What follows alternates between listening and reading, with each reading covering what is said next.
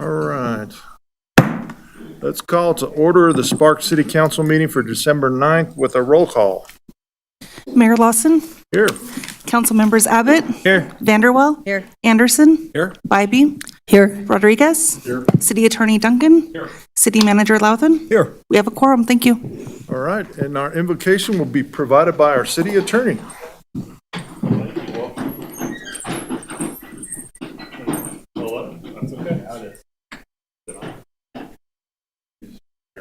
There you go.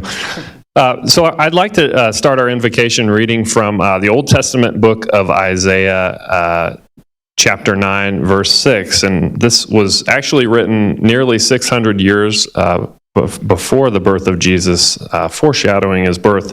And it says, "For unto us a child is born, unto us a son is given, and his name will be called Wonderful, Counselor, Mighty God, Everlasting Father, Prince of Peace." You might have also recognized that from the Peanuts show, too. Please bow your heads with me. Heavenly Father, God, we just are thankful for your undeniable love and sending your son Jesus to this earth, Lord. We're thankful for so many of our blessings, Lord, in our country, our state, in our community. And Lord, I just pray that you'll help us just to slow down in this very, very busy season, and that we will be able to focus on just our families, on you, and really on all the blessings that we have. I pray that for those that are less fortunate or have lost loved ones during this time, and it's a difficult season, Lord, that you would come alongside of them. I pray, Lord, that you would just bless the decisions of this city council, and Lord, that we would be looking on to the new year with a sense of hope and optimism, and we're just thankful for you, and we look to you in all of our situations. We say this in the name of Jesus. Amen. Amen. Mr. Rodriguez, will you lead us in the pledge, please? I pledge allegiance to the flag of the United States of America and to the republic for which it stands, one nation, under God, indivisible, with liberty and justice for all. Okay.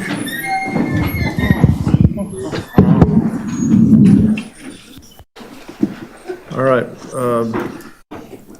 Madam Clerk, will you run the microphone up to Mark Markell for us? Or Mr. Clerk, sorry.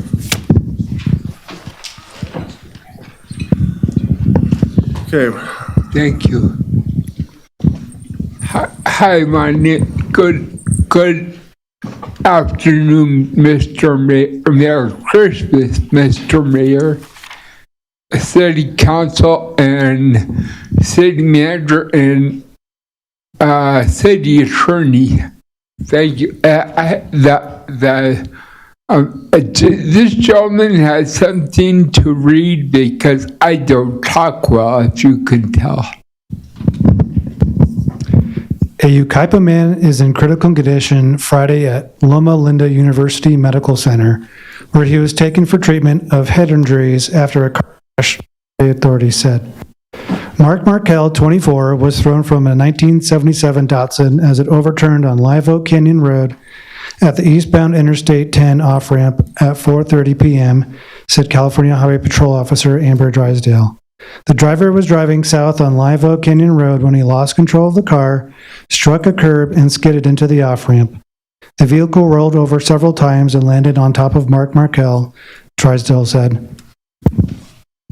Thank you. This time of the year and this holiday season, I don't want people to ruin their lives because this is a time of celebration. And if you drive with a drunk driver like I did, I lost my wife and my dad in March or May of 97. So my Christmases have sucked. They're no good, but you don't have to be that way if you just don't drive with a drunk driver or drink and drive. Thank you. Thank you, Mark.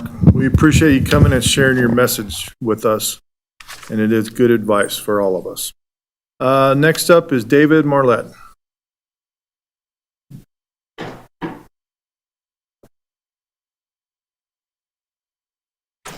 Hello, City Council. My name is David Morlett, and just real quick, I speak for myself. I don't speak on behalf of any individual organization or my employer. I want to speak to you guys today about the Sparks Boulevard project that's coming up. I just want to take a moment to thank Councilman Paul Anderson. He's been very diligent and proactive in addressing this and our concerns. I've had an opportunity to speak to many of my neighbors this summer about it. And they brought up some concerns, which I think are valid, that I wanted to bring up to you guys today. Some of those concerns are mostly to do with traffic coming into our neighborhood and out of our neighborhood.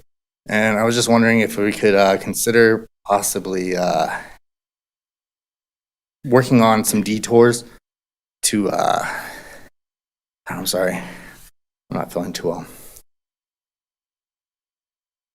Could somebody call somebody for me? Yeah, Chief. Yeah, no, I just got lightheaded all of a sudden. Are you lightheaded? Yeah. Okay. Chief, you here? Oh, man.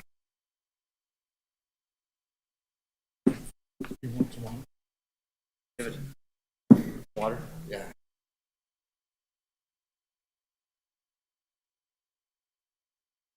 Did you make all caps? That's fine.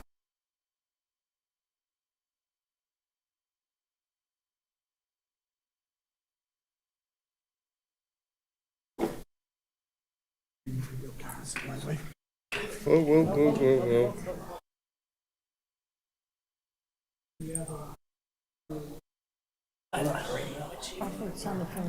We're going to call a recess here for a minute, folks. Donald, are you calling family?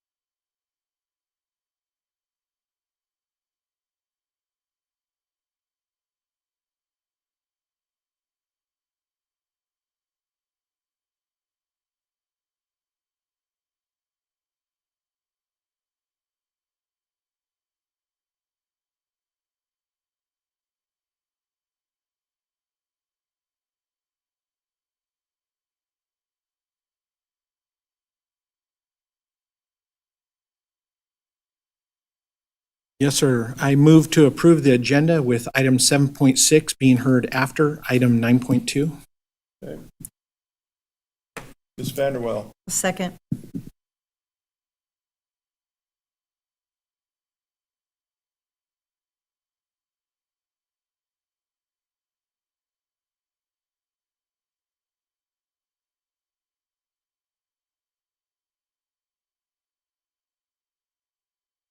Move to approve the minutes of the special meeting of the Sparks City Council for November 15th, the special meeting of the Sparks City Council for November 20th, and the regular meeting of the Sparks City Council for November 25th, 2024. Ms. Spivey. I'll second that motion.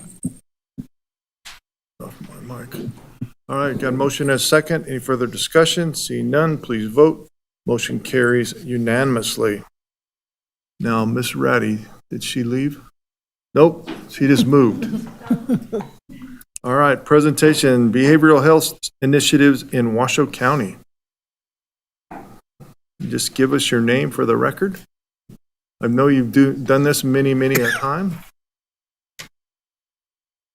And then you got to turn your microphone on. You got to kind of push it really hard. There you go.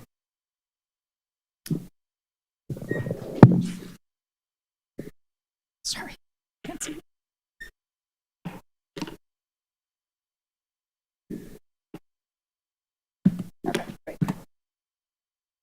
Good afternoon, everyone. My name is Julia Ratty. I am the Behavioral Health Administrator for Washoe County, and I am here today with Steve Schell, who will introduce himself in greater depth later. And we are here to talk to you about some of the regional behavioral health initiatives that are happening in our community. I'm super grateful to each of you for making the time to listen to our brief presentation today. I'm going to go over 4 behavioral health initiatives, and I'm just going to warn you that I'm going to go through the first 3 quite rapidly so that we can spend a little bit more time on the 4th, which is the crisis response system. All of these have some implications for the city of Sparks, obviously, or I would not be here. By way of introduction, I did just want to mention that in October of last year, the Washoe County Commission identified behavioral health as one of its key strategic priorities. As the county is experiencing and as our city partners are experiencing, behavioral health is having a growing impact on many of the key constituencies that we serve. And, for the county, of course, that includes the jail, that includes our foster care system, that includes our courts, that includes our law enforcement. And our municipal partners, it tends to really fall in your law enforcement and your courts, though there are impacts across all of our systems. And so rather than just continue to watch caseloads grow and the impact continue to just expand, we've decided to try to be a little bit more proactive on the front end to see what we can do from a regional approach around behavioral health systems and policy to be able to start to address some of these needs. And so my position was created. It's a single resource in the Office of the County Manager. And the idea here is to focus on behavioral health initiatives of regional significance. And of course, the City of Sparks is one of our most important key partners. So the first initiative I want to talk to you a little bit about is the sequential intercept model. What is it? So the SIM is a widely accepted conceptual framework that basically identifies key points within our justice system where individuals with behavioral health challenges, we can intercept them, if you will, that's why it's called the intercept model, and divert them from the justice system into the behavioral health system of care. We know that many of the folks who are interacting with our justice system, either substance use or mental health disorder is driving that interaction. And if we can do a better job of diverting and deflecting from the justice system into the behavioral health system of care, we'll have better outcomes, not only for that individual, but for public safety as a whole. So we're working on this. Just to give you a visual of it, the reason it's called the sequential intercept model is there's 6 intercepts that we are considering. Intercept 0 being we've had no contact with the justice system. Hopefully we've got community-based systems where law enforcement never even needs to interact with this individual. And the crisis response system is the most significant part of Intercept 0. We're going to talk about that later, so I'm not going to spend much time there. Intercept 1 is law enforcement. This is when our individuals on patrol have interactions with an individual who's having a behavioral health challenge. Then we go to our initial detention court hearing, so you haven't necessarily been convicted of anything, but you're having your first interactions at either the jail or within the court system. Then we go to Intercept 3. Now you're a little bit deeper in the justice system. You've gone through your trial or you're going through your trial, you're sitting in jail. Then we talk about what happens on reentry. So if we do a good job when folks are reentering, leaving being in the jail or leaving being in prison and reentering the community, there's some intercepts that we can do there. And then finally, parole and probation. In our community, we are focused on intercepts 0 through 4 at this point. That's the universe we can control more at the local level. When you get to prison and parole and probation, that's more of a state system, and we've decided to focus locally on the things that we have a little bit more influence over. So generally, there is a broad coalition of individuals, including people from your law enforcement, your courts, who are working on, as part of this coalition, working on the sequential intercept model. What we've accomplished so far in this space, there was a summit held in January of this year, 150 participants across the spectrum. I believe your city attorney, Wes Duncan, was there. We've had 3 cohorts of individuals, 25 plus people who traveled to Miami-Dade. Miami-Dade County just happens to be one of the places that is really doing some good work in this space. They have a tremendous leader in a judge that has really led the way. It was an assignment, one of my first assignments, then when I started in this new position in April. We have a contract with social entrepreneurs, so we have a team helping us with some project management to keep this moving. We have a core team that's working on it. And then for Washoe County, we had a leadership workout or workshop. I do mean the county, our government entity. And then we are holding sessions, actually one this week with the courts, including Reno and Sparks courts, and hopefully after the first of the year with law enforcement. So we're working through finishing a strategic framework that will be our plan for a region to drive this work moving forward.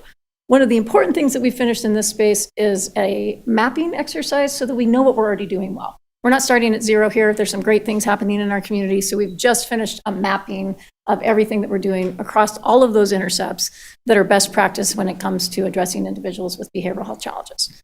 So that's the sequential intercept model. As you can probably tell, there's a whole lot more behind that, but that is all I'm going to talk about for today. Next steps, I lied. So next steps, we're going to finalize the mapping, finish the strategic framework, and then the big piece is, where do we have gaps in the behavioral health system of care? It's wonderful if you can divert and deflect someone, but you have to have some place for them to go. So that's the work there. All right, so the next one I would like to talk to you about is the Washoe Behavioral Health Center. You may have heard that the county bought a behavioral health hospital. So with the closure of West Hills, that was an asset that we felt that our community could not withstand losing that level of service. And so the county commission, working with the county manager, chose to use some of the ARPA dollars available to us to purchase the building. And then we were successful in getting a $14.5 million grant from the state for additional ARPA dollars to remodel the building. And we are in the process now of identifying the right mix of programming that will best serve some of the significant gaps in our community. We expect to have a mix of programs. So this is the current conceptual usage, and I'll just focus on the word conceptual there because we have to line up what can we license, what can we afford, all of the different factors here. But right now, this is our working conceptual document. So a psychiatric residential treatment facility for children, residential treatment, particularly focused on some of the more challenging cases where we're having a hard time getting them placed in our community and they're needing to be sent either to Las Vegas or out of state. A crisis stabilization respite center for children and youth. During the pandemic, we lost about 50% of our foster families because of obviously the intense needs and the challenging time. One of the things that our foster families have told us is this lack of meaningful respite for when things have escalated and they need just a timeout to be able to continue to function as a family, that's a big miss in our community. And so both for children who are in crisis, just generally, who can't be stabilized in their own home, and for our foster and post-adoptive families that need that respite. And then a CSEC exploitation, the sexual exploitation of children receiving center. So these are for children who've been sex trafficked and need that first step. We are trying to get away from having that first step be juvenile justice and having treating children instead of as criminals, but as victims. And so this is a receiving center that can get young people stabilized and then moved on to that next level of care. Obviously, significant behavioral health challenges in that space. And then an adult live-in treatment program that would be one of the places, going back to our sequential intercept model, that could catch some of the folks who are being diverted and deflected from the justice system. And or we know we have folks who are at the CARES campus who have significant behavioral health challenges, and that environment has not necessarily been the most productive for them. There's a number of our most vulnerable adults that need a place to go, and so we're hoping to attack that there. And then finally, there's a barrier in our community where there can be a delay for somebody to be able to get an assessment to know what their next step should be. So if you can't even get your assessment for 3 to 4 weeks, then you can't really get placed in what your next step should be. So we're talking about doing an intake and assessment and evaluation center so we can expedite some of those evaluations and assessments so we can get folks to their next step. So those are the grand plans for the facility formerly known as West Hills, now the Washoe Behavioral Health Center. Could shift as we're working through, again, our remodel budget, our licensing requirements. Unfortunately, because the building ceased having a hospital operating within it, that reset our need to bring everything up to current code and current licensing. And so we are working through those challenges today, something I'm sure you all can relate with. So that's the Washoe Behavioral Health Center. So that's the second major initiative we're working on. We are doing a focus on children and families. And in this space, a lot of what we are doing is how do we collaborate with the state and the role that the state plays. When we're talking about healthcare, we're talking about a system that has providers, but also has payers, insurance companies, and how that all works together to make sure that people are getting access to the care that they need. So there's a couple of big Medicaid projects that are happening right now. One is called the Medicaid Children's Behavioral Health Transformation. The governor and the legislature designated 15% of a hospital provider tax to specifically go into the Medicaid system to expand services for youth behavioral health. That was in response to the Justice Department coming out and saying that we, in the state of Nevada, weren't doing a great job, that too many children were being institutionalized, et cetera. And so there's big work happening in that space. The county and the city should care about that work and how that work is rolling out. And so we're just making sure to engage. We have some folks who are sitting on the advisory committee for that, and we're closely monitoring that to make sure that we get some good outcomes for Washoe County. There's a more grassroots local effort called the Youth Mental Health Collective Impact that's being run out of the Children's Cabinet. And so if you know Annie Zucker, Annie has been doing some great work to facilitate how do we all pull together as a community to lift up the mental health of our children. There's some policies and systems work there. There's also just some really cool, fun stuff of a youth advisory committee made up of teens so we can hear directly from them what they need from us in our community. So that is something that the county is also actively participating in. You heard about the Washoe Behavioral Health Center with the children's programs that we're doing there. And then this first bullet is the state for a number of years has had a children's mobile crisis response team. So you have a child who is in crisis, you have this team that can respond. Unfortunately, the state program was experiencing a 49% vacancy rate, which then impacted the level of service that we were getting in our community. And so in an excellent example of a collaboration, the state and the county collaborated on that, and the state is now giving the county the funding that they had for that program. The county is directly running that program, and within the first 3 months, the level of service has already doubled for our community. So it's just a good example of the laws are already there, the resources are already there. Let's just figure out the best and most efficient way to get the service delivered. And so I'm very excited about that. So that's kind of the universe of children and families right now. So that was the speed round on the first three. And so I'm just going to spend a little bit more time on the fourth piece. So the crisis response system is something that we've been working on in our community for 7 years, I believe. Steve and I were lucky enough to get to go visit Maricopa County in 2019 and review some of the good work that was happening there. And we're going to talk to you a little bit about this best practice crisis response system that we're hoping to build here in Washoe County. So we have 2 local coalitions that are working on this effort. One's called the Partner Agency Team, and it is all of these stakeholders like Renown, but also Crisis Support Services of Nevada, our 2 CCBHCs, and several other behavioral health providers who are at the table regularly meeting to improve the system. And then we also have the Children's Crisis Coalition, which is a similar group, but they are just very much focused on the needs of children and families. So we have these two coalitions with lots of community partners working on it. The crisis response system has three essential components. The first one is someone to talk to. And so you may all know that in July of 2022, the National 988 hotline went live. This hotline is built off of the existing infrastructure of the suicide hotlines that were present throughout the United States. And they can take call, text, and chat. And in the state of Nevada, that hotline has been managed by a small but mighty nonprofit known as Crisis Support Services of Nevada. They are the second longest serving crisis hotline in the nation. So we've got some good tenured folks who know what they're doing here in the state of Nevada. In the 2021 legislative session, we were able to get a fee on phone lines. So if you look at your phone bill, there's a 35-cent fee on your phone bill every month that pays for the ability to upgrade our 988 system to get to a national best practice standard. We had to do a little bit of cleanup in that in the 2023 session, and now it is generating about $15 million a year. And that $15 million a year was able to be utilized to go out to a request for proposal and hire a national organization that has done this work to upgrade call centers to the best practice. And that was just approved at this actually slide is a little bit dated now. It was approved at the November Board of Examiners, and they will kick off that project to upgrade that system starting in January. You care because they will want to work closely with the 911 call centers, your PSAPs, to make sure that we have a really good working relationship between those two functionalities. The other things that will come online with that are the ability to dispatch. So as we move towards perhaps having mobile crisis teams that are not law enforcement based, they could do dispatch. They will also be looking to stand up a bed registry so that as that person is in crisis, if they need to go straight to an acute bed, that there's a way that the dispatch center can know where beds are available and get people placed quickly and immediately.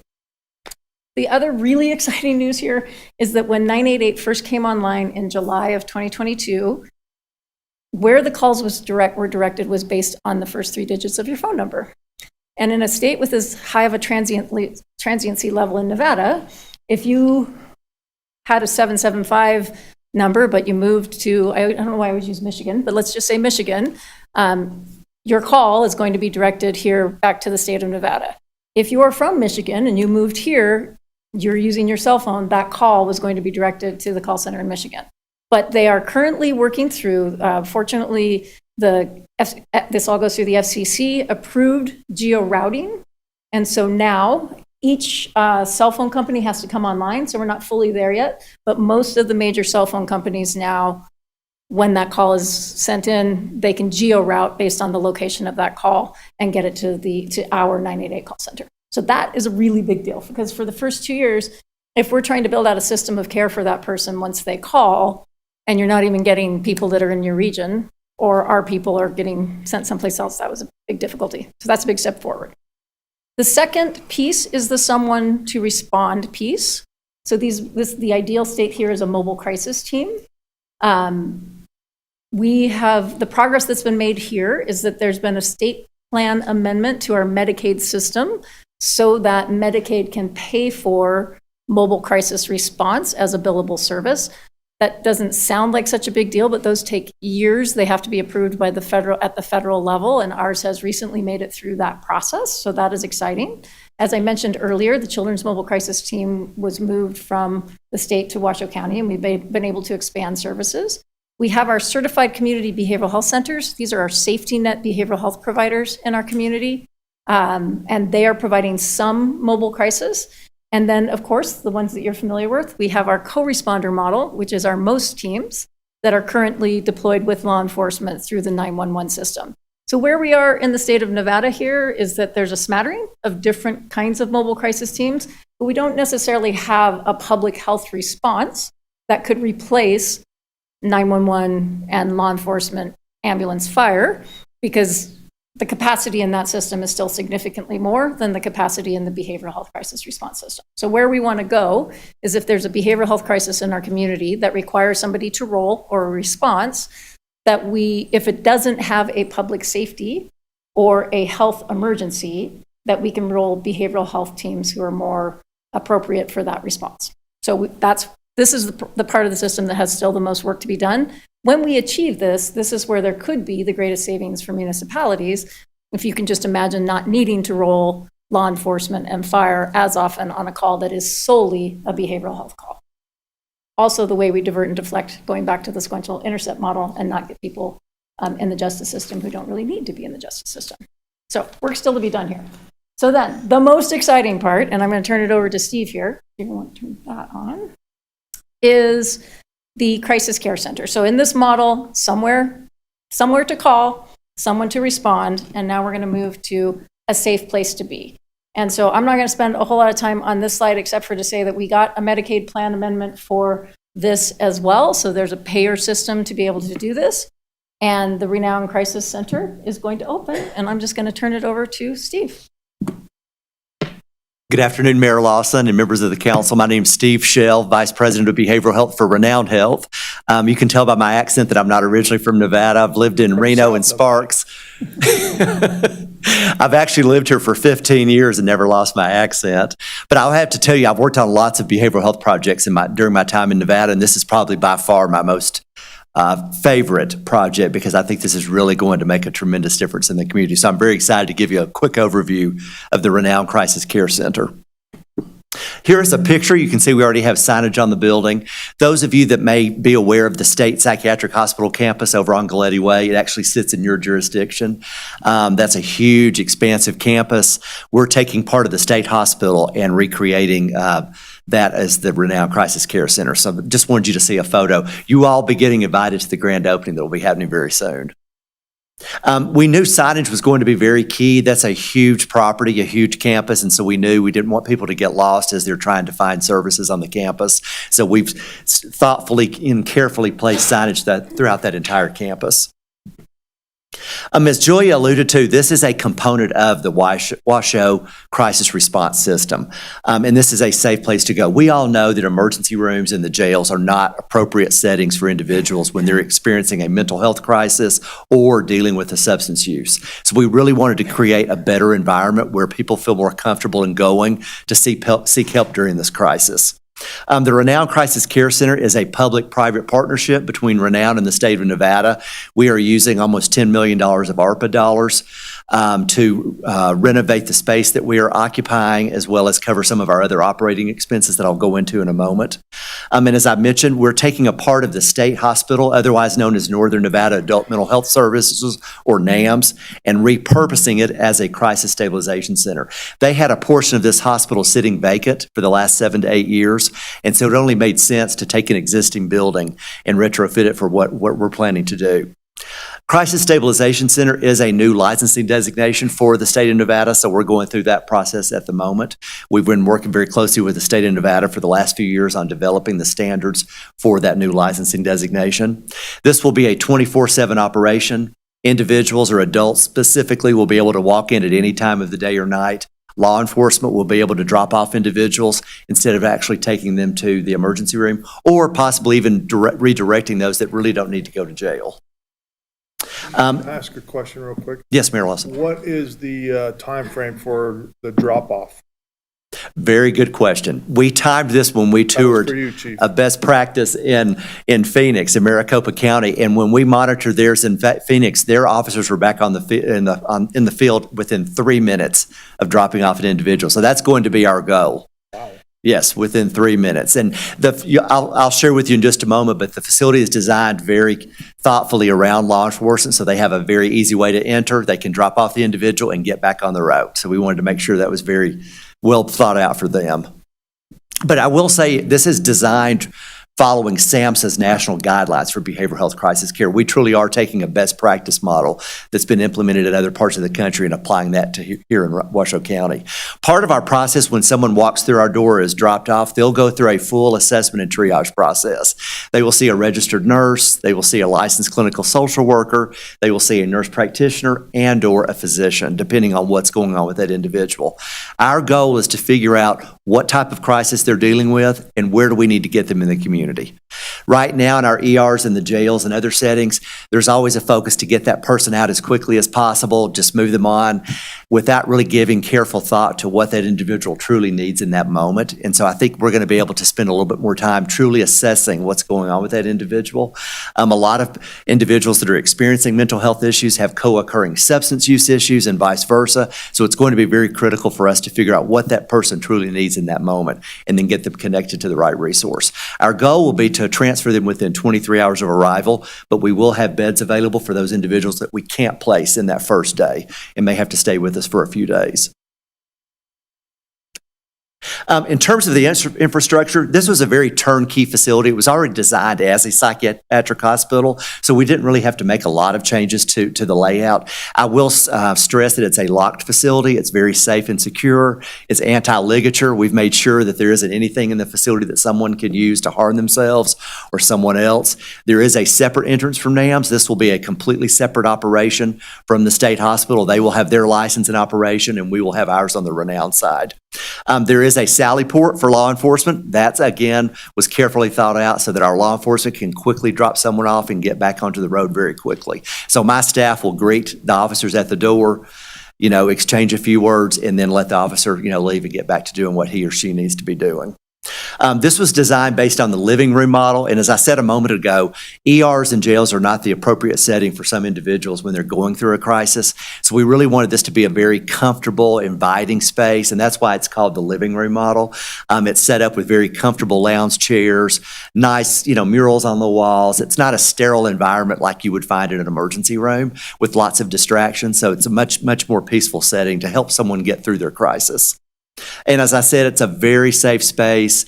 From where my staff will sit at the nurses station and monitor individuals, they have full line of sight around them. And you'll see that when you come tour very soon. I think you'll find that it's a very safe facility.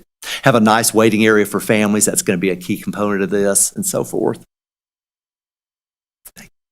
In terms of our staffing, so it will be staffed 24/7 with registered nurses, licensed social workers. I wanted to call out the third bullet here. This is certified peer recovery support specialist. These are individuals with lived experience, either that being mental health and or substance use.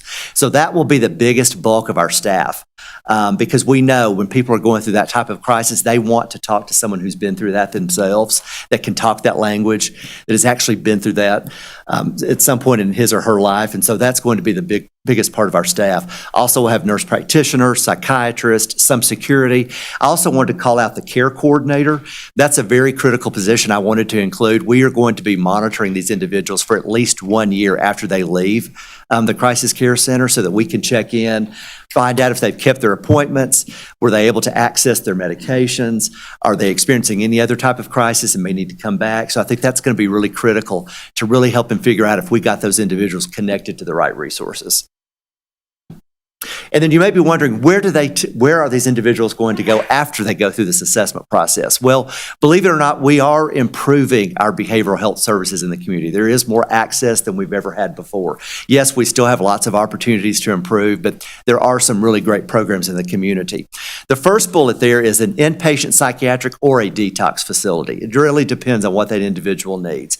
If they truly need 24-hour supervision and a little bit longer crisis stabilization, we're going to get them transferred to either Reno Behavioral Hospital, St. Mary's Hospital, the State Hospital, Carson Tahoe, and so forth. But not everyone will need an inpatient bed. A lot of times individuals just really need outpatient follow-up. So that will be another key component of this. Do they need primary care? Do they need behavioral health? Do they need a combination? So we'll be working very closely with our federally qualified health centers, HOPES, and Community Health Alliance. We'll be working with our CCBHCs, as Julia alluded to, certified community behavioral health clinics. Those are Quest and Vitality in our community, as well as a whole host of other community providers that include Renown and lots of other providers. And then the third item there is access to community resources. If someone is unhoused, we can get them connected to the CARES campus or other temporary housing solutions in the community, as well as potential case management and other supportive services. So again, our goal is to figure out what's going on with that person in that moment and then get them connected to the right resource. We've also been very careful about setting up, or very thoughtful about setting up cooperative service agreements with all of our local partners. That includes Sparks Police Department. We created what's called the Field Assessment Screening Tool, or otherwise known as FAST. We don't want officers in the community in particular to have to figure out, should I take this individual to the emergency room or do I need to go to the crisis care center? We know that they will pick up some individuals that have glaring medical issues, and those individuals will still need to go to the ER, but we really don't want the officers having to try to figure that out in the midst of when they're dealing with the crisis in the field. So we wanted to make that as simple as possible. Almost all individuals will be able to come to the crisis care center. We're finding that very few really have medical issues and need to be in the emergency room. And we will still have that capacity to transfer to the ER if necessary. We've been working very closely with REMSA, the 988 Crisis Hotline, NAMI, otherwise known as National Alliance for Mental Illness, the CARES Campus, and so forth. And I will say, this may be called the Renown Crisis Care Center, but it is truly a community project. We have had a number of community partners at the table working with Julia and me and many others over the last 7 years, believe it or not. One of the reasons why it's taken us this long is we wanted to really focus on sustainability. We did not want to stand up a new program in the community to help people if we couldn't sustain it for the long term. And one thing I failed to mention is we have worked out a specific rate with Medicaid to be able to pay for services in a crisis stabilization center.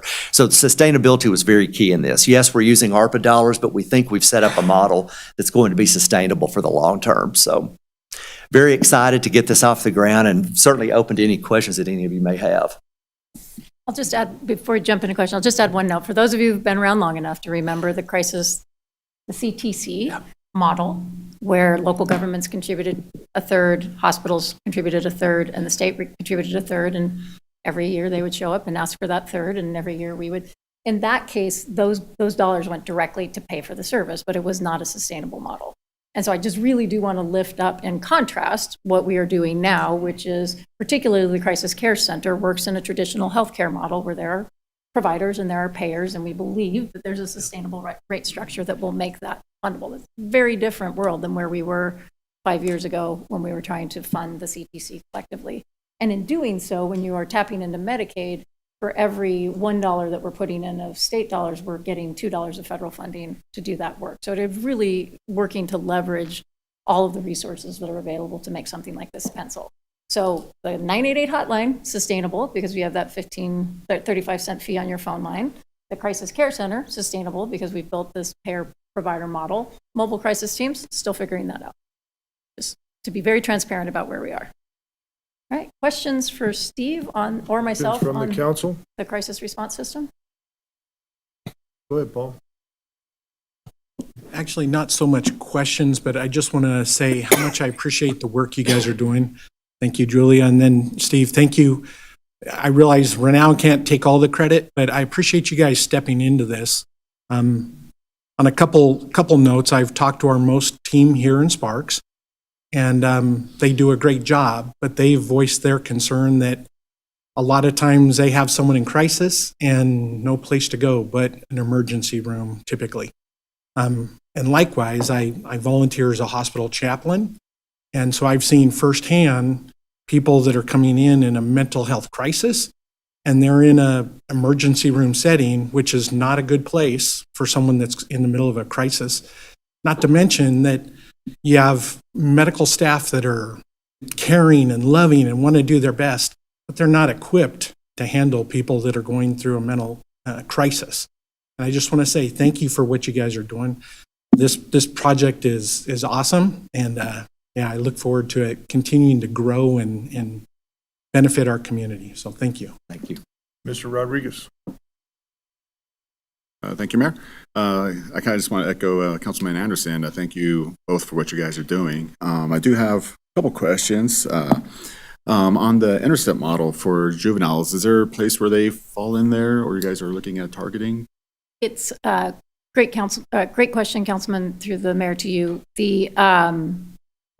The sequential intercept model really is focused on adults. The good news there is that our juvenile justice system is already set up with lots of different places within the system where the last place we take them is through law enforcement, or is the justice system, is the juvenile justice system. So there's more in place for juveniles. We are working with the director of Washoe County Juvenile Services to look at standing up a separate project for them. Originally, we included them, and it really was just square peg, round hole, because the model doesn't match. So exploring with our juvenile justice folks and our human services agency folks what we might do to make sure that we're doing everything we can in the same vein to divert and deflect juveniles from the justice system. And then just lastly, are you guys working in partnership with like the Veterans Affairs or with the tribal community? Because I know they got like different funding streams there, and I do know the VA is getting better with working with community care. Are you guys looking at anything like that to help our veterans or the tribal community as well? Absolutely. We've been very close contact with the VA and the tribal communities. We know that their members and, can certainly show up at the crisis care center, so we want to make sure that coordination of care is really, really strong. So, yes. Our VA has participated in all of the coalitions. We've had tribal representation at the Sequential Intercept Model Summit, and then are working to continue to make sure that there's consultation and collaboration as appropriate. Great, thank you. Thank you both. Thank you, Mayor. Mr. Abbott. Thanks, Steve. Thanks, Julia, for being here. I have a question just on the operational overview. It stuck out. It said, appropriate levels of care or other community resources within 23 hours. Why 23? Yeah, I was thinking 24, just more curiosity on this one. Well, it goes back to the best practice model we talked about in Phoenix. Their model was to get individuals placed as quickly as they could within that first 23 hours. We know that's the most critical time when someone's going through a crisis. So that's our goal. Gotcha. But fortunately, we have beds available at this location. So if we can't get someone transferred for whatever reason, we'll be able to get them, be able to hold on to them and continue to monitor until we can transfer them. Gotcha. Thanks Yeah. for It's really just a goal. Yeah. I like it. It's a good goal. Ms. Thank you. Spivey. Thank you, Mr. Mayor. Basically, just a huge thank you. I love, all four of the initiatives that you're looking at. And really, when we look at as a community, mental health and behavioral health have been such a pressing issue for quite a while and continue to be so. And people forget it covers all ages. It covers kids and seniors and veterans and law enforcement. No one is exempt really from possibly having an incident, a behavioral health or mental health incident. The homeless for sure, drug, alcohol, all of that has just compounded the issue that we're trying, we need to find solutions for. So I really, kudos to you. This model looks amazing. It's just hitting so many of the things that very thoughtful, very deliberate on the work that you're going to do. But I like most too is the collaborative nature of you really bringing everybody together. And I think we kind of learned that big time with the homeless situation. And we as a city can't sit separate from Reno and the county and Northern Nevada or Nevada. We've got to be working because it impacts all of us. So even though the city is not in, the county is the one who handles social services and indigent services, we are a partner because it affects our residents, our businesses, and we want to be part of the solution with you. So thank you so much. Long time coming. I remember 7 years ago. Oh, Sir, very good. would you permit me two more statements? Okay. Okay, two, maybe three.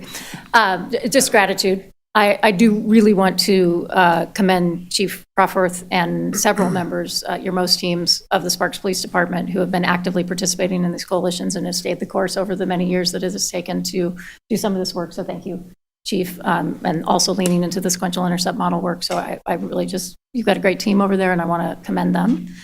Secondly, I want to thank you. You may recall, so we are trying to shift this model, but we do need your help, and occasionally that does look like dollars. And so you did approve the $20,000 contribution to the Community Foundation of Northern Nevada to the Regional Behavioral Health Initiatives Fund. Through that fund, tomorrow on the County Commission agenda, we have finally reached the first milestone where we're able to do the first grant, and that grant will hire a management analyst whose primary role will be this coordination around the behavioral health system. So I think hopefully we've made the point that we're trying to make it sustainable and not something that we're going to come to ask you for money to operate. But that $20,000 in cooperation, we also got that same amount from Reno, Washoe County, Northern Nevada Public Health. And then we had Silver Summit Health Plan that did a lead gift of 80 grand, Anthem and United. So really crossing partnerships of public, private. If we all put in a little, then we can have this coordination, and the coordination is critical. It's all coalition work. Nobody owns behavioral health. And without those little pieces to have that staff to keep it going, we just wouldn't be able to continue the work. So I'm going to be going to Allison to ask you to do that again in the upcoming budget cycle and probably for the next several budget cycles. But if we all give a little, then it gives us that resource to be able to keep doing this work. So I wanted to say thank you for that. And then finally, if I could just thank Councilman Abbott for his phenomenal costume in the Sparks Christmas Parade. Good job. I appreciate you being mindful of our time with our police during the pandemic. You know, we had wall time of 5 hours at times, you know, and that hurts the whole city and the whole community. So I appreciate 3 minutes. It seems very, very fast, but hey, I love it. All right. Anyone else? Thank you, guys. Thank you very much. Thank you. Appreciate it. All right, let's move on to 7.2. We got a proclamation for Florence Drake Elementary School. Ms. Vanderwell. I do. Thank you, Mr. Mayor, and I'm going to call Principal Shipman down, please.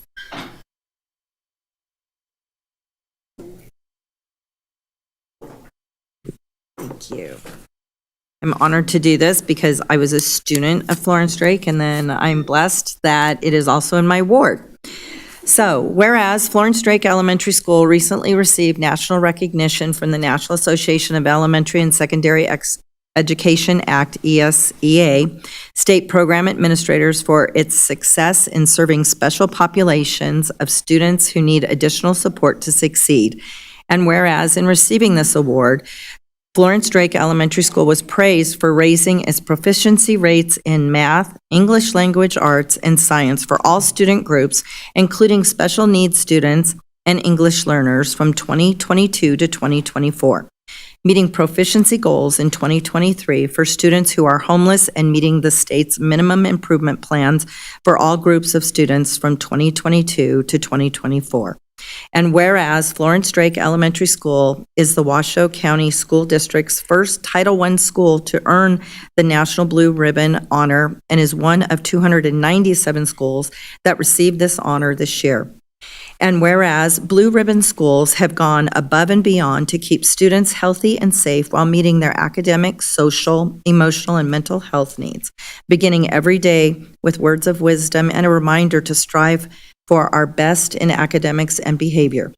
And whereas the National Blue Ribbon Schools Award affirms and validates the hard work of students, educators, families, and communities striving for and attaining exemplary achievement, and now, therefore, I, Ed Lawson, Mayor of the City of Sparks, Nevada, do hereby proclaim December 9th, 2024 as Florence Drake Elementary School Day.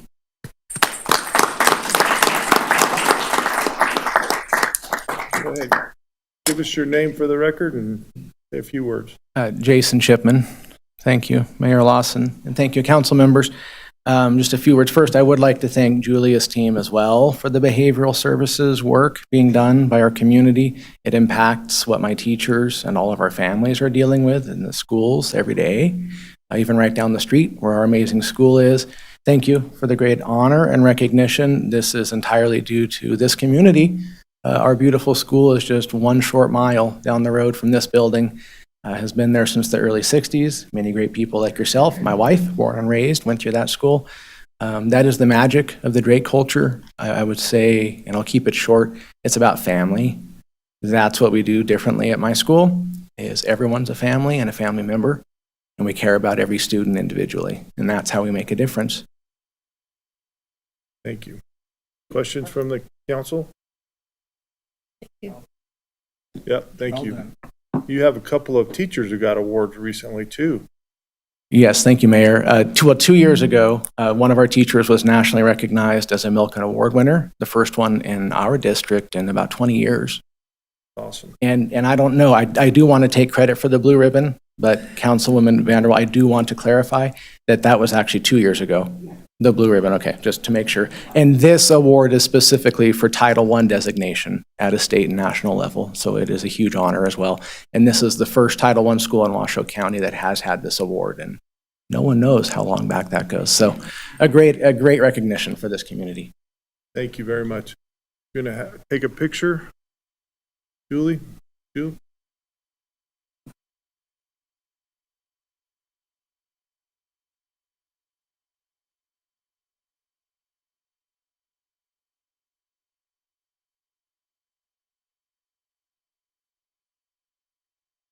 It's uncanny how Donald looked just like Last Chance Joe. Had one too many teeth. I wasn't dedicated to Joe.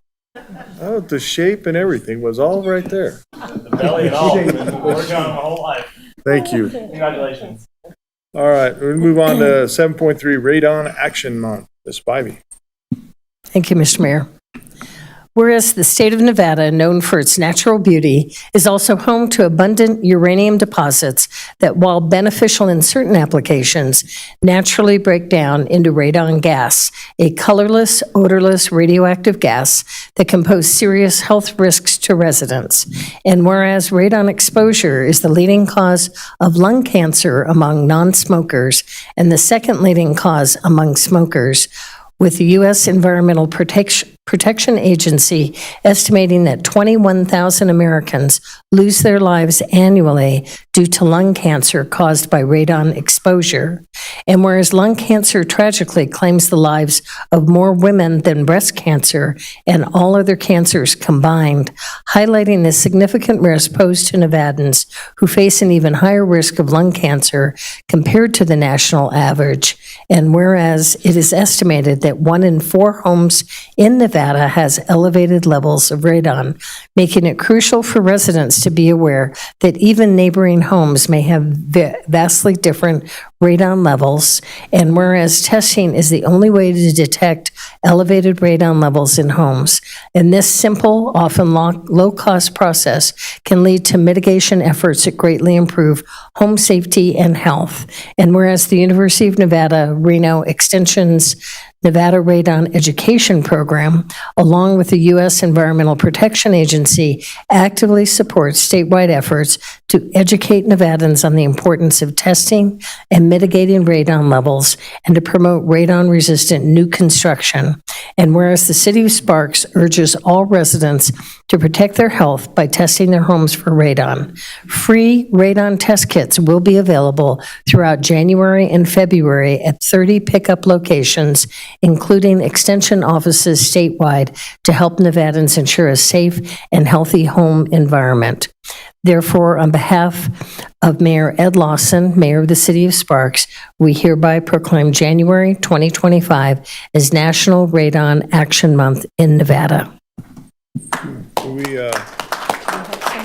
we have anyone to accept it?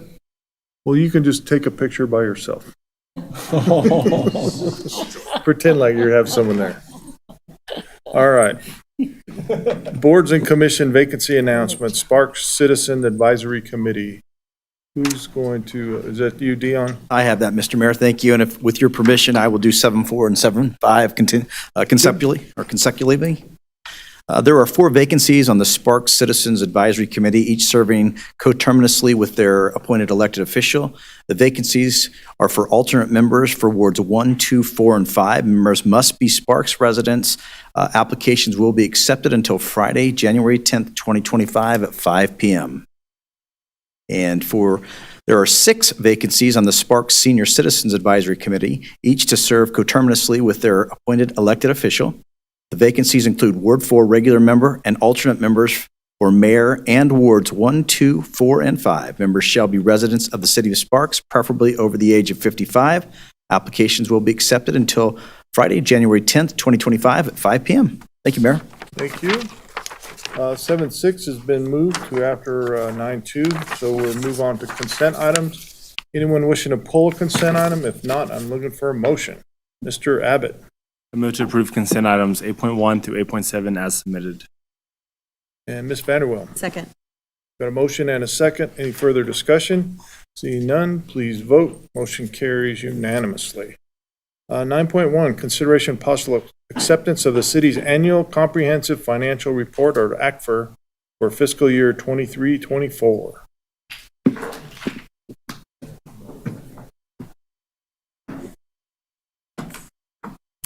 Good afternoon, Mr. Mayor and members of City Council. I am Tiffany Pugh, a county manager for the record. Today, I'm here to present our fiscal year 24 annual comprehensive financial report, otherwise known as the ACFR. This is essentially a compliance document that we prepare in accordance with accounting standards as required by the Governmental Accounting Standards Board and the Nevada Revised Statutes. But it also serves as a tool for us to be transparent to all interested parties, as it includes this city's financial statements, policies, notes, as well as interesting statistics. This also represents the results of our annual audit as performed by our external auditors, Eide Bailey, who are here with us today. A little insight into the preparation of the ACFR. It requires a significant amount of work for the Financial Services Department to prepare, a little over 5 months to compile. So I'd want to take a moment just to acknowledge everyone's hard work in the department, particularly Rick Parton, Derek Heron, Monica Null, Wayne Weber, and Kayla Neff, who all played key roles in the audit's completion. I'm here to seek your acceptance of the ACFR. After acceptance, we will distribute the report to all interested parties. And part of the distribution process is submitting the ACFR for consideration for the Government Finance Officers, otherwise known as the GFOA Award, for the Certificate of Achievement for Excellence in Financial Reporting. And I'd also like to point out that included in this year's report is the award that we received for fiscal year 23's ACFR, which was the 43rd consecutive year that the city received that award. And we also believe that this year would qualify for the award as well. Now, getting into the results of the audit, most importantly, the city received an unmodified audit opinion, otherwise known as a clean audit opinion, or the highest level of opinion that can be obtained, which means that the ACFR is materially correct and fairly presents the financial results and position of the city. With that, this would usually be the part of the presentation where I would present our audit findings and request that you accept our corrective action plans. But for the first time since 1998, 26 years ago, we have no audit findings. So extra kudos to the financial services staff. And I also have copies of the ACFR available if anyone would like one. And in conclusion, I'm here to request your acceptance of the fiscal year 24 annual comprehensive financial report. And Questions from the council? No questions? Looking for a motion. Mr. Abbott. Move to accept the city's annual comprehensive financial report for fiscal year 2023 to 2024. Mr. Anderson.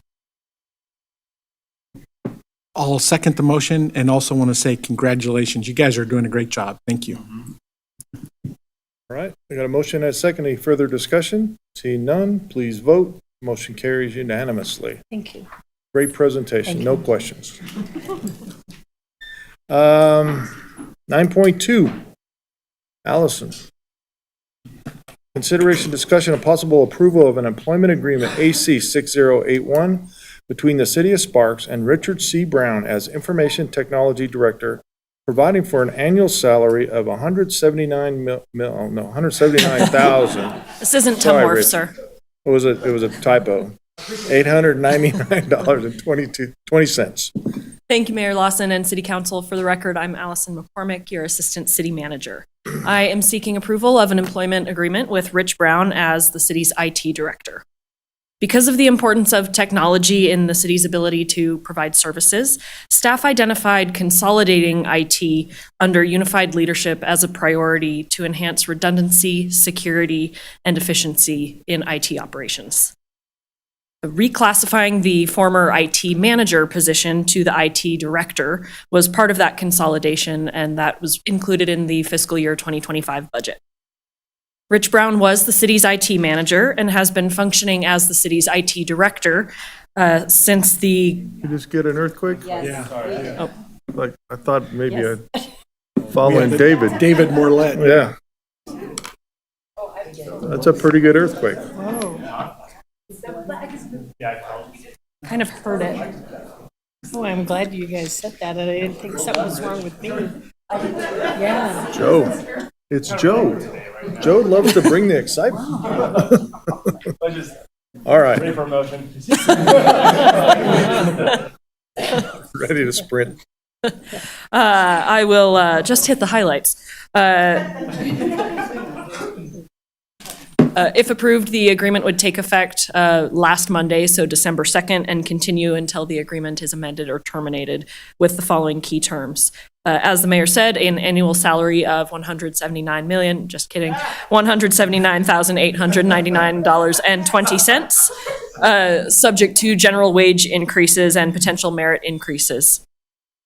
It also includes, instead of our traditional longevity payment, a performance incentive up to $10,000 based on the city manager's discretion. Deferred compensation matching of up to 100%, subject to all limitations imposed by the IRS. That is in line with other department director contracts. I do want to point out one change. The staff report indicates that the city and Mr. Brown would split any future PERS contribution increases that occur June 30th of 2025 or later. We have kind of shifted direction on that after looking into PERS contribution increases and rates and the implications of that on total compensation. And so the agreement that's before you today has the city paying 100% of PERS contributions. That is how the city pays PERS contributions for all other employees. The agreement also provides for holidays, annual leave, sick leave, and personal leave in line with the management, professional, and technical employees resolution. It also provides for health insurance premiums to be paid in line with that resolution as well. Under Section 6 of the agreement, the city manager may terminate the agreement without cause with 120 days' notice, or Mr. Brown may terminate the agreement with 90 days' notice. Staff is recommending approval of the agreement, and I'm happy to answer any questions. Questions from the council? Well, I'll just say thanks, Rich. You're doing a great job. I don't realize all the things you tell me, but it seems to be working. So, with that, Mr. Anderson. Yes, sir. I move to approve the employment agreement AC 6081 between City of Sparks and Richard C. Brown as Information Technology Director, providing for an annual salary of $179,899.20 plus benefits. Ms. Vanderwell. Second. Got a motion and a second. Any further discussion? Seeing none, please vote. Did yours not? Okay. Motion carries unanimously. Thank you. Were you getting worried, Rich? Come on down and I'm get to swear you in. 5.8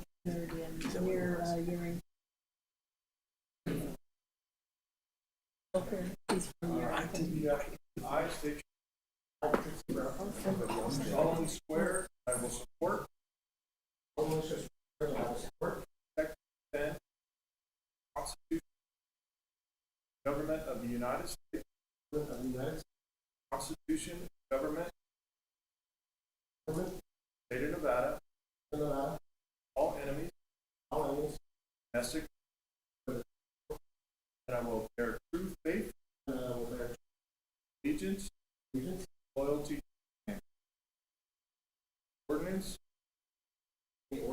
resolution, or law of any state,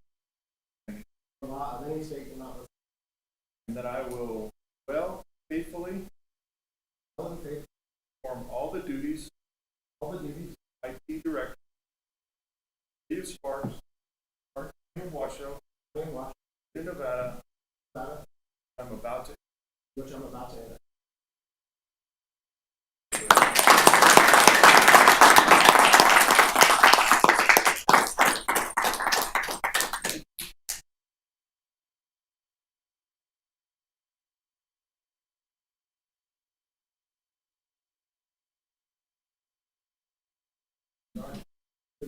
Clerk needed?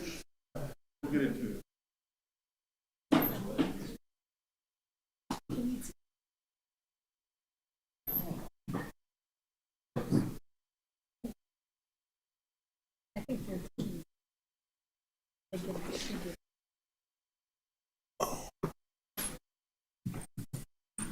Okay. 9.3, consideration, discussion, and possible appointment to the Regional Transportation Commission from the following pool of applicants listed in alphabetical order: Donald Abbott, Paul Anderson, Charlene Bybee, Ed Lawson, Joe Rodriguez, and Diane Vanderwell. And I'm asking to be reappointed again. Any questions? Ms. Bybee? Comment, and then I'll make a motion. Because Sparks only has one representative on the RTC, I think it's been traditional and really important for us to have our mayor representing us. We only have that one voice, so I am happy to move to reappoint Ed Lawson to the Regional Transportation Commission for a 2-year term ending December 31st, 2026. Okay, Ms. Vanderwell. Second. Got a motion and a second. Any further discussion? Seeing none, please vote. Motion carries unanimously. Thank you. 9.4, consideration, discussion, and possible approval of the mayor's appointment to the Sparks Civil Service Commission from the following pool of applicants listed in alphabetical order: Barbara Ackerman, Rick Armstrong, and Colleen Rosenkrantz. My choice was Colleen Rosenkrantz. Any discussion? If not, I'm looking for a motion. Ms. Vanderwell. I move to appoint Colleen Rosenkrantz to the Sparks Civil Service Commission for a partial term ending June 30th, 2026. Mr. Anderson. Second? Got a motion and a second. Any further discussion? Seeing none, please vote. Motion carries unanimously. 9.5, consideration, discussion, and possible approval of the mayor's appointment to the Sparks Arts and Culture Advisory Committee from the following pool of applicants listed in alphabetical order: Grace Davis, Shonda Golden, and Jessica McCarran. And we want to put Shonda back on there. Any questions, comments? Mr. Abbott. I move to appoint Shonda Golden as the Performing Arts Representative for a 2-year term ending November 1st, 2026. Mr. Anderson. Second? I got a motion and a second. Any further discussion? Seeing none, please vote. Motion carries unanimously. That's great. She does a very good job for us. 9.6, consideration, discussion, and possible approval of the mayor's appointments, there are 2 of them, to the Sparks Planning Commission from the following pool of applicants listed in alphabetical order: Ryan Henderson, Marilyn Kramer, Elise Monroy, Andy Moore, Kenneth Peak, Evan Pritsos, Sarah Sharkey, William Stewart. And I've chosen to reappoint Marilyn Kramer and Evan Pritsos. Any further discussion? If not, motion, Ms. Vanderwell. Move to appoint Evan Priestos and Marilyn Kramer to Sparks Planning Commission, each for a 4-year term ending December 31st, 2028. Mr. Rodriguez. Second. We got a motion and a second. Any further discussion? Seeing none, please vote. Motion carries unanimously. 9.7, consideration and possible approval of Councilmember Charlene Bybee's appointment to the Sparks Equity and Inclusion Advisory Board for the partial term ending June 30th, 2025 from the following pool of applicants listed in alphabetical order. Angeline Peterson. That's the whole list. All right, any questions? Not looking for a motion. Ms. Bybee. I move to appoint Angeline Peterson as the Ward 4 representative of the Sparks Equity and Inclusion Advisory Board for partial term ending June 30th, 2025. Mr. Rodriguez. Second. We got a motion and a second. Any further discussions? Seeing none, please vote. Motion carries unanimously. 9.8, consideration, discussion, and possible approval of a new software agreement, AC 6083, with Smarsh Inc. for archiving and compliance software in the amount of $144,058 for 12 months. Rich. Good afternoon, Mayor, members of council. Rich Brown, your IT director, for the record. And the item I have for you is a new software agreement with Smarsh Inc. To purchase a new product. A little bit of background on the system. 2 years ago, we purchased a product for this purpose, legal compliance and records request management. And that product was called Xtero. At that time, we looked at 3 products: Xtero, Smarsh, and a product called Logical. At the time, we chose Xtero because Smarsh wasn't as fully featured as we needed it to be at that time. And so fast forward a couple years, Xterra itself had proved, despite the fact that it had the features we needed, it was a little bit cumbersome and unwieldy, and therefore underutilized. So we reached out to Smarsh again, and they had finally reached feature parity with Xterra and have surpassed what Xterra could do. So we decided to look at Smarsh for that reason. Smarsh will be budgeted out of this operating budget within IT, mostly because we had the funds from the Xterra renewal. The difference will be covered by savings within the IT operating budget.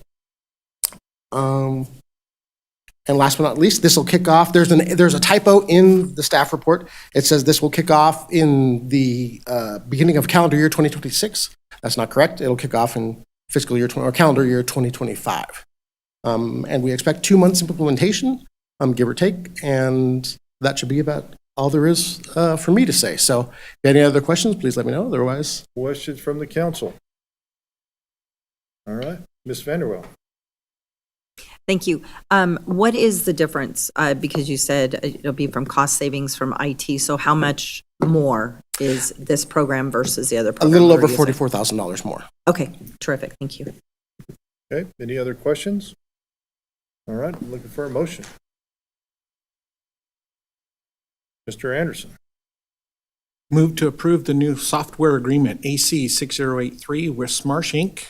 for archiving and compliance software in the amount of $144,058 for 12 months. Mr. Abbott. Second. Got a motion and a second. Any further discussion? Seeing none, please vote. Motion carries unanimously. Thank you. Thanks, Rich. Don't spend that 20 cents too fast.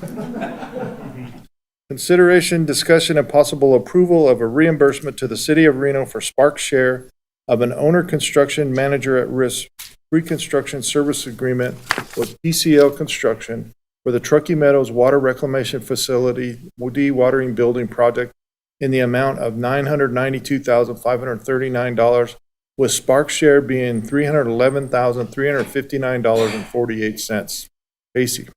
All right, well, good afternoon, Mayor Lawson and members of council. For the record, Casey Menser, Treatment Plant Manager at the Truckee Meadows Water Reclamation Facility. So this item before you relates to one of the most important capital improvement projects we have going on at Tum Wharf, that being the design and future construction of a new solids dewatering building. This item in particular is a little bit different than what we've brought before you before. Normally when we do construction, we do a traditional design, bid, build sort of delivery method. That's when we hire an engineer, they design it, we put it out for public bid, and then a contractor is awarded the work and then builds that project. We're doing something a little bit different with this particular project, mainly given the complexity and the scale of it, and that's known as a construction manager at risk, or CMAR type project delivery method. And I know some of you are familiar with that, but just for clarity, what that is during the design phase of the project, as we are in right now, we're at the 30% design phase of this dewatering building. We're looking to hire a construction manager at risk to perform pre-construction services. And that construction manager will help us assess for constructability, identify scheduling issues, develop methods for cost reduction, find these opportunities for value engineering, manage pilot testing, and generate these more nuanced cost estimates. We have more cost certainty with what we're looking at ultimately paying when we go and do the construction work. So I want to be clear, this is not a construction contract. This is a pre-construction services agreement, and PCL was selected with a competitive process, and award of them as a CMAR, as that construction manager at risk, does not guarantee the actual award of the construction when we go to do it. So what happens, right, at the end of this design phase, right? We hire them for pre-construction services. They help us. They help identify these best value approaches to building this building. And they, at the very end, when we get to the final design, will provide a guaranteed maximum price, effectively saying that we will pay, that they, as the construction manager at risk, feel confident that the building could, be built for X dollars and no more. And at that point, we can then choose to hire them outright we can say, you said you could build it for X, go do that, and we will, contract with them immediately. Or if we would like at that point, for whatever reason, we can choose to take it out and do a public bid. So again, this does not lock us into choosing them as our actual contractor to do the construction work. It's just simply to provide those pre-construction services. And so that's what we're here today, or what I'm here today asking for, is the City Council to authorize Sparks' financial commitment to the City of Reno to go forward and hire that construction manager at risk. So with that, I'm happy to answer any and all questions. Ms. Spivey. Thank you, Mr. Mayor. So Casey, so this is $992,000 just for the pre-construction work the CMAR would be doing. How much work is it? What is kind of a time frame? I'm trying to get, that's a big dollar amount.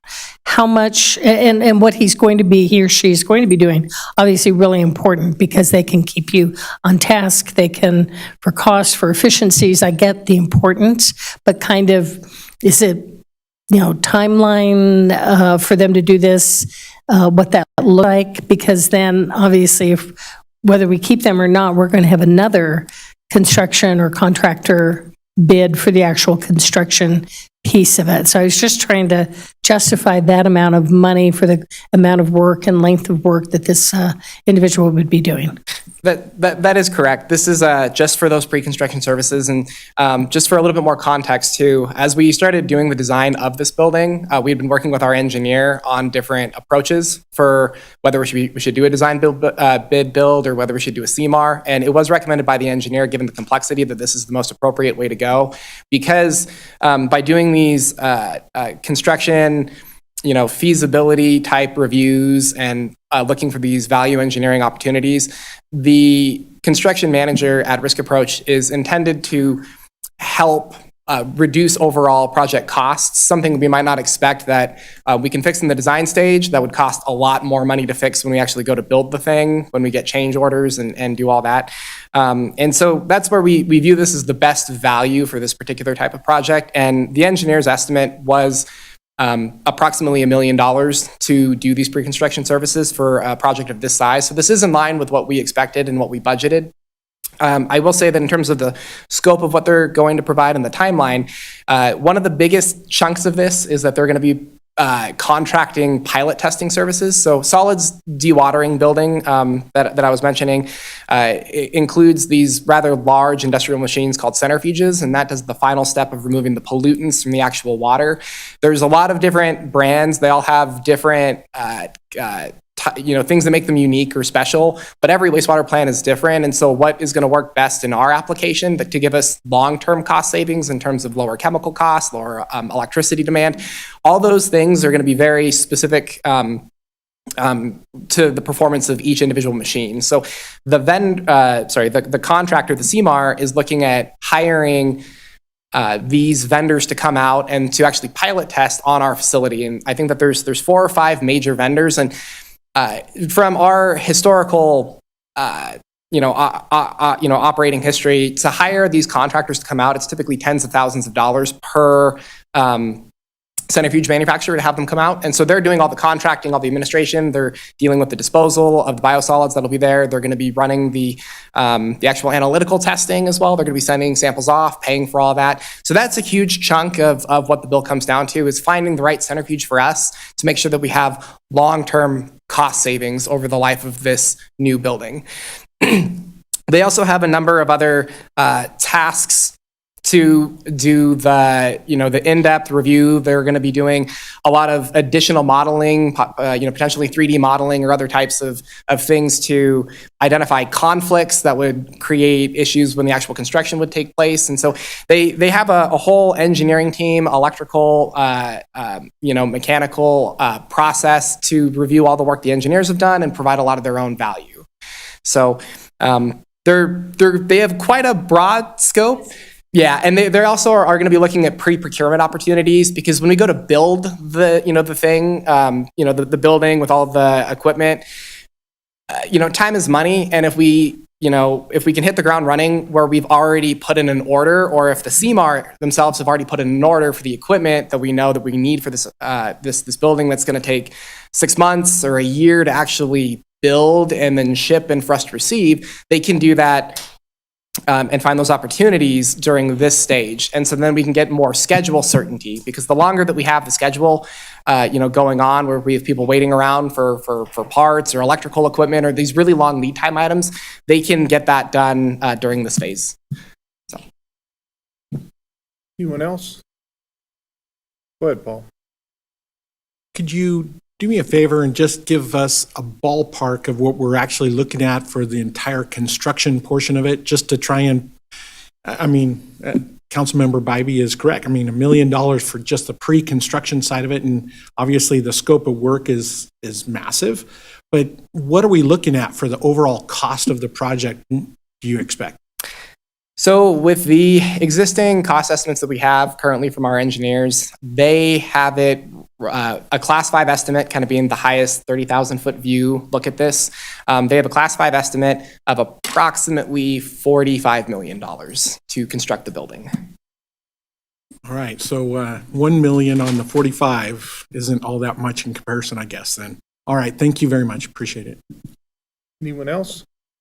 I happen to like the CMAR way of doing it. We're guaranteed. If they miss something, that's on them. And if the other way around, if we miss something, that's a change order and the price keeps going up. So I like this approach, especially for $45 million. You miss by $5 or $10 million, that's real money. And we don't have real money at the city of Sparks for that. All right. So with that, then I'm looking for a motion. Mr. Abbott. All right. All right, we're good now. You're still there. I move to approve a reimbursement to the City of Reno for Sparks' share of an owner-construction manager at-risk pre-construction service agreement with PCL Construction for the Truckee Meadows Water Reclamation Facility dewatering building project in the amount of $992,539, with Sparks' share being $311,359.48. Ms. Vanderwell. Second. Got a motion and a second. Any further discussion? Seeing none, please vote. Motion carries unanimously. Thank you. Thanks, Casey. 9.10, consideration, discussion, and possible adoption of Resolution 3453, a resolution approving the sale by the City of Sparks of a vacant parcel of land of .086 acres plus or minus in size, located on the southeast corner of Rock and C in Sparks, Nevada, assigned Washoe County Parcel Assessors, parcel number 032-12228. Mr. Martini. Thank you, Mayor Lawson, members of the council. I'm John Martini, your Assistant City Manager. As the mayor introduced today, I'm in front of you looking for your consideration of Resolution 3453, which is a resolution stating the city's intent to sell public property or city property. The parcel in question is before you on the monitor. To the north of C Street, to the left side is Rock Boulevard. Literally, it sits on the corner of Rock and C Street. As a matter of background, the city purchased this property in 1989 for the purposes of constructing what you see now, the right turn lane. The right turn lane was built, so that's a right turn from Rock Boulevard onto C. And what we are left with is what is known as a remnant parcel. In July of 2023, the city was contacted by the adjacent property owner seeking interest in purchasing the property from the city. Staff took that meeting. We went back and looked if there was a way that the city could sell it. And we came back to the city council on November 20th of 2023, in which the city provided direction to then acting city manager Crawforth to move forward with the sale. So over the last year, what staff has done is we've mapped it. If you'll recall the first picture I showed you years ago, it was still the old square parcel line with the right-of-way kind of going through the middle. So then city engineer John Erickson had a map put together that put the right-of-way in the right-of-way and kept the remnant parcel as real property. There was also some substantial easements needed for overhead power lines as well as electrical lines, and you'll notice on the north side of the property, that is our signal box, so we had to make sure that was outside any property to want to sell, and any easements were in place for staff to work on that.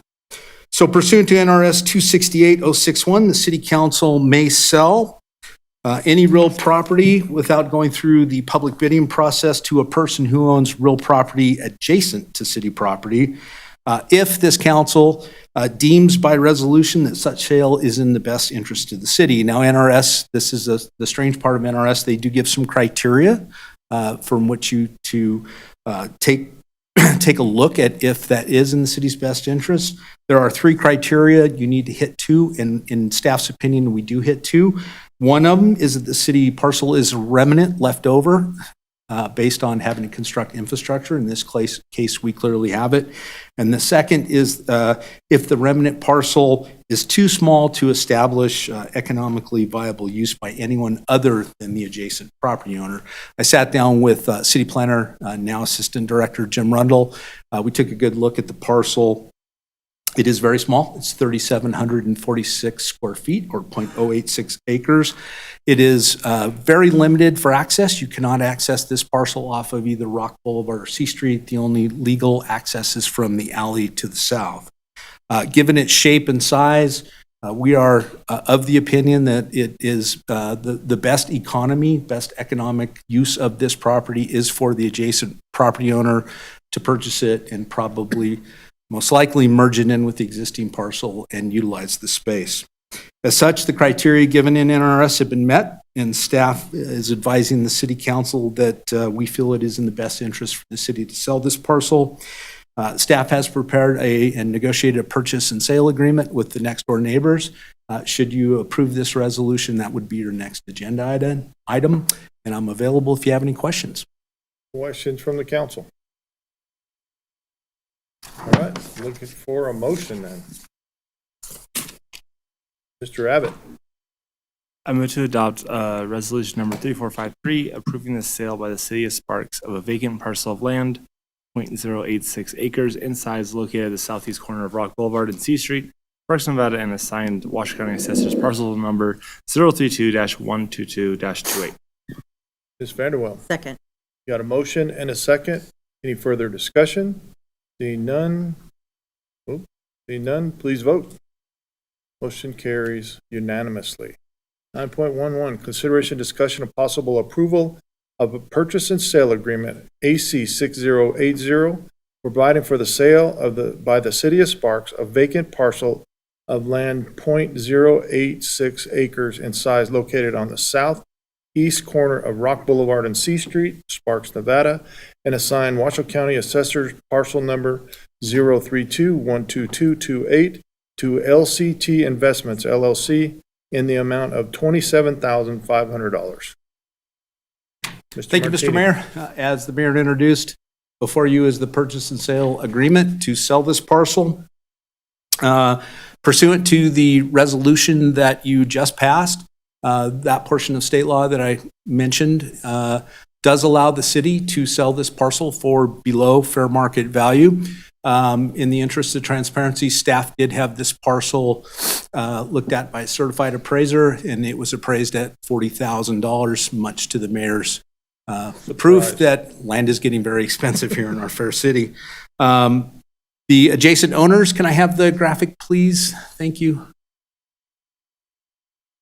You can see the site in red is the parcel that you just resolved to sell, and the parcel in yellow is the adjacent property owners. Their names are Lou and Kristen Benetti. They own LCT Investments, LLC. They are the entity looking to purchase the property. They have offered the city $27,500 as a sale price. While that is some 30% below the appraised price or the appraised value, staff thinks the purchase and sale agreement is still a good deal for the following reasons. As you resolved in the resolution, we do not feel there is an economic reason for someone else to come in and purchase it at fair market value and be able to construct something that would be useful. The city parcel has been subject to illegal dumping, parking, camping, graffiti, all of which generate calls for services to the city. If we are able to sell this property to LCT, Investments LLC. They will take on the burden of maintenance and mitigation of any issues that happen. It will no longer be a city lot. And finally, in speaking with Lou and Kristen, their intent is to fence off the property and use it for parking and other uses for their adjoining parcel. They will bear some significant costs to put the fencing into our standards. And we feel the offer they've made is a fair offer. Some specifics on the purchase and sale agreement. Typical of a purchase and sale agreement, LCT Investments is offering to purchase and the city is a willing seller. Again, the purchase price, $27,500, some general terms of escrow. If you approve this today, the city will enter into escrow with First American Title no greater than 20 days from today. LCT Investments shall deposit $5,000 earnest money into escrow. Taxes assessments for the current year as utilities due but not delinquent, and any other rights or obligations shall be prorated between the two parties. And then, Councilwoman Vanderwell, for you, costs of the title insurance and other closing costs shall be shared by the parties on a 50-50 basis. Staff recommends approval, and I'm available should you have any questions. Questions from the council? Mr. Abbott. No question. Just want to say thank you, John, for kind of guiding through all of this, and especially to Lou and Kristen for being buyers or potential buyers. Hopefully, this has been a parcel that for our public works has been a pain. I wouldn't say it's complete blight, but it'll look a lot nicer with a fence and some activity going on there. I think it's a win for our community. So good job. Thank you, Councilmember. Thanks. They are a very patient buyer. Mm-hmm. Well, no one else can buy it. Can't build anything on it. Correct. So they're doing us all a favor, and hopefully they're in a win-win also. Mr. Abbott. I'm ready to make a motion. Go for it. I move to approve a purchase and sale agreement, AC-6080, providing for the sale by the city of Sparks of a vacant parcel of land, 0.086 acres in size, located at the southeast corner of Rock Boulevard and C Street, Sparks, Nevada, and assigned Washoe County Assessor's parcel number 032-122-28 to LCT Investments LLC in the amount of $27,500. Vanderwell. Second. Got a motion and a second. Any further discussion? Seeing none, please vote. Motion carries unanimously. Thanks, John. 9.12, discussion of possible approval of a construction contract AC 6082 for the 2024 pedestrian ramp replacement project, federally funded bid number 24/25-001, PWP number, is it number or hashtag? WA-2025-008 to A&K Earth Movers, Inc. in the amount of $405,000. Good afternoon, Mayor, members of council, Amber Sosa, your city engineer. Before you is a construction contract with A&K Earth Movers for a project that will replace 50 currently non-compliant ADA pedestrian ramps near 5 elementary schools within the city. To direct you to the map on the screen, the red are the 5 elementary schools, of which these 50 ramps are within the vicinity of those schools. The State of Nevada Department of Transportation, otherwise called NDOT, provides Transportation Alternative Program funds. These are federal grant funds that come from the FHWA, and they're made available for bicycle, pedestrian, multi-use path, and other transportation types projects. The city applied for the construction funds for this project, and NDOT notified the city in the fall of 2023 that $390,000 had been programmed to this project. The city entered into a cooperative local public agency agreement with NDOT to move this project forward. That agreement came before this council in May of 2024. So we're very excited to be at the start of construction for this. The agreement with NDOT did provide for multiple overviews with NDOT through the design phase, through bidding, and that will continue through construction administration of this project. With this project, the city will initially fund 100% of the contract. Upon completion, we are eligible to ask NDOT for reimbursement of up to $370,500. So with the contract before you, should it Should that amount be the final amount, NDOT would pay $370,500. They would reimburse us, and our total cost would be $34,500. The city received 6 qualifying bids for this project on October 16th, with A&K Earth Movers submitting the low bid at $405,000. With that NDOT overview, we did have to submit the bid package to NDOT, and they are also recommending approval and gave us the go-ahead to bring it before you. I'm happy to answer any questions. All right, questions from the council. Ms. Bybee. Quick question, Amber, as I look at that map. I'm curious because Sepulveda is a pretty new school. I get it with the older schools, and my kids went to Beasley when it was, so that's not quite as new, but Sepulveda being newer, why were those ADA ramps not in compliance, or has compliance changed, or all the standards, have they changed that much since Sepulveda was built? Councilwoman Bybee, a little bit of both. There has been definitely some compliance and different standards updated, as well as a couple of those neighborhoods around there were just a little bit older right before those standards changed. So we field walked every one of these schools. That one particularly, some were in, some were out. So we're just trying to make it a continuous ADA path. Okay. Anyone else? That's a good bang for the buck. All right, I'm looking for a motion.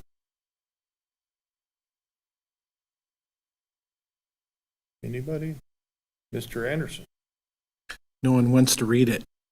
I move to approve a construction contract AC 6082 for 2024 pedestrian ramp replacement project, federally funded bid number 24-25-001, PWP #WA-2025-008 to A&K Earth Movers Incorporated in the amount of $405,000.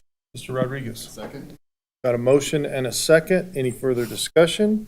Seeing none, please vote. Motion carries unanimously. 9.13, consideration, discussion, and possible approval of an interlocal agreement, AC 6084, between the City of Sparks and the Regional Transportation Commission, or RTC, to reimburse the RTC for actual costs estimated at $1,299,709 to construct specific improvements requested by the city associated with the RTC Sparks Boulevard Improvement Project North Phase. Thank Amber. you. Again, Mayor, members of council, Amber Sosa, City Engineer. As described, this is an interlocal agreement that will provide the city the means to reimburse the RTC for the actual cost for improvements that we've asked to be added to RTC's upcoming Sparks Boulevard Improvement Project. As you guys know, and I hope you're excited for, we've been working with the RTC to add capacity to Sparks Boulevard, specifically to take that road from 2 to 3 lanes in each direction. The project also includes adding pedestrian and multimodal improvements, as well as barrier and sound walls in certain areas. And the project does impact the North Truckee Drain, as well as our affluent line that's in the vicinity of this project. They do anticipate construction starting in 2025. Throughout the design process, the city has identified some betterments that are within the vicinity of this project, not necessarily the responsibility or being caused because of the project, but things that the city wanted to accomplish. It definitely makes sense financially to include these in this larger project, hopefully for 2 reasons. Hopefully with a larger project, we get a little bit better unit costs, as well as only disrupting traffic once instead of doing a large project and then instantly coming back again. For an example, some of these betterments are such things as removal of an abandoned irrigation pump station, some small storm drain realignments, replacement of affluent air release valves, points of repair on our storm drain, and other smaller issues that, again, were not caused by the project but are the city's responsibility. The RTC will work together. Again, this is an estimated cost of the $1,299,709.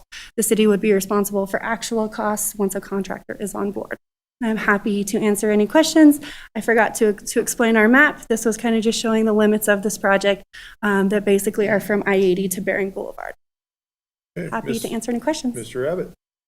I have one. I know I attended a community forum on it. I think it was last year, I believe. Is there another one? Do you know for the Boulevard project?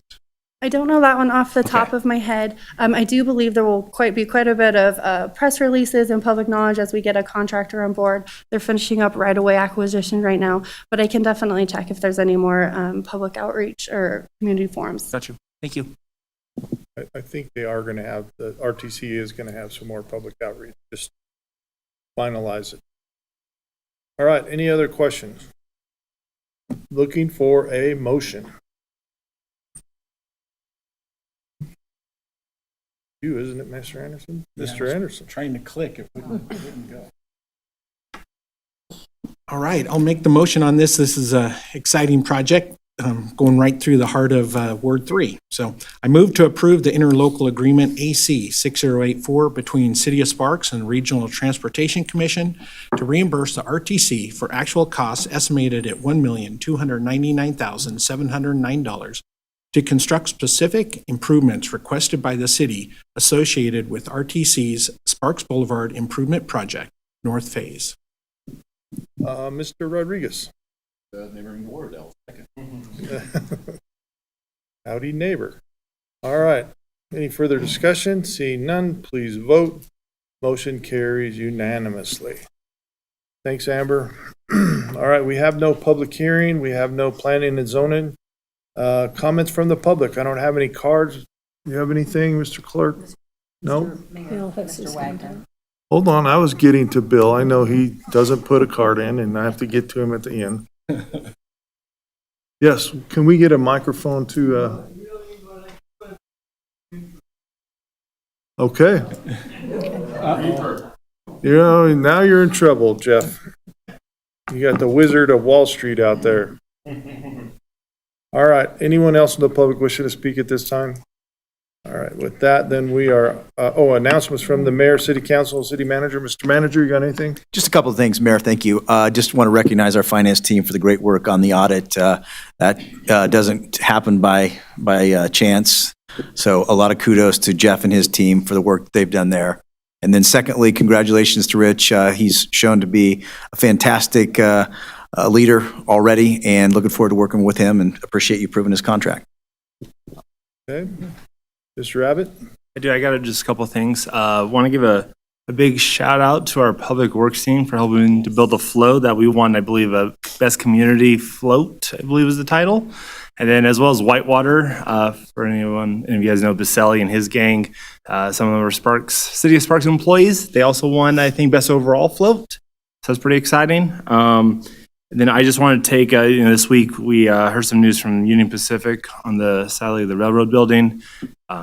Things are not looking good there, but I will say, at least to all the public, I can speak for the city council. We did pass a resolution 5-0 to support it. Planning commission never voted on that. There's just some misinformation I've heard out there. So the same with the city has been very supportive.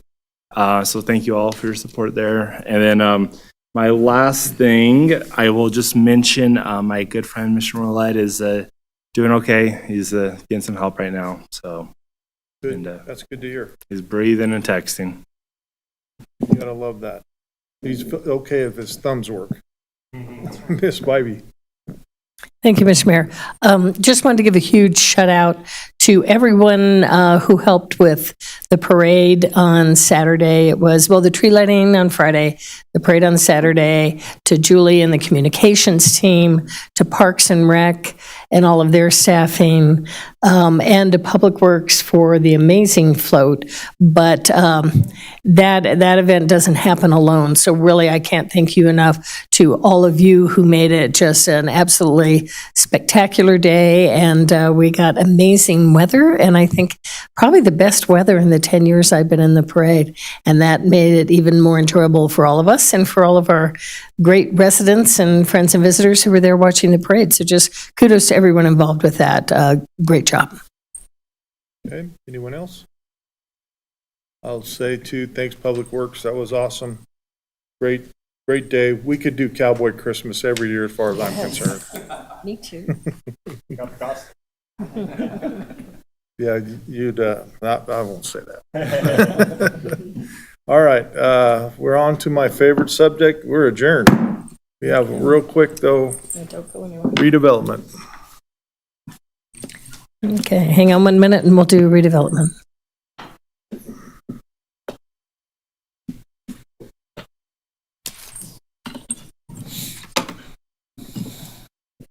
You got a gavel. I got a gavel. Got a gavel. We'll check with them to see. You guys tell me when they're ready. You have yours up?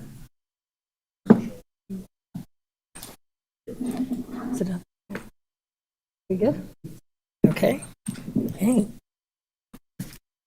I'd like to call to order the meeting of the Sparks Redevelopment Agency for Monday, December 9th, 2024, with a roll call. Chairperson Bybee. Here. Agency members Lawson. Here. Abbott. Here. Vanderwell. Here. Anderson. Here. Rodriguez. Here. Chief Legal Officer Duncan. Chief Administrative Officer Louthan. Here. We have a quorum. Thank you. Thank you, Madam Clerk. Item 3.1, public comment. Do I have any public comment? Seeing none, we will close that. Item 4.1, approval of the agenda. Looking for a motion to approve the agenda as submitted. Agency Member Abbott. I move to approve the agenda as submitted. Thank you. Agency Member Vanderwell. Second. I have a motion and a second. Any discussion? Not, please vote. To go verbal. Aye. Okay. Is anybody else verbal also? Okay. They still got the other guy's name in there. Okay. Okay, motion passes unanimously. Move on to next item. We're like slow on this. Are we frozen? Okay. Item 5.1, consideration, discussion, and possible approval of the minutes of the Sparks Redevelopment Agency meeting for November 25th, 2024. Do I have any corrections, additions, or a motion to approve the minutes as presented? Agency Member Vanderwell. I move to approve the minutes of the Sparks Redevelopment Agency meeting for November 25th, 2024. Thank you. Agency Member Anderson. Second. I have a motion and a second. Any discussion? Not, please vote. Except mine wasn't there either. Okay, motion carries unanimously. Okay, moving on to item 6.1, consideration possible acceptance of the report of the claims and bills approved for payment and appropriation transfers for the period of November 13th, 2024 through November 22nd, 2024. Looking for a motion to approve. Agency Member Anderson. Move to accept the report of claims and bills and the appropriation transfers for the period November 13th, 2024 through November 22nd, 2024. Thank you. Agency Member Vanderwell. Second. I have a motion and a second. Any discussion? If not, please vote. Aye. Motion carries unanimously. Moving on to item 7, there are no business items. Item 8.1, comments from the public. Any comments from the public? Seeing none, I will close that. 8.2, announcements from the agency and Chief Administrative Officer. Mr. Manager, anyone on the agency? Okay, hearing none. My favorite motion, but we are adjourned.